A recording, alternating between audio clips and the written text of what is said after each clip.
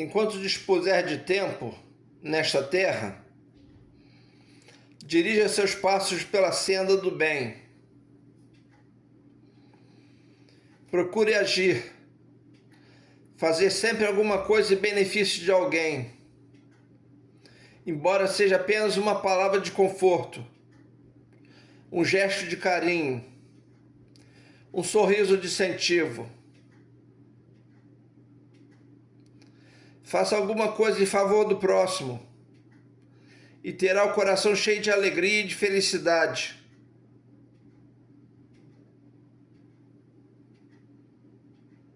Paz profunda.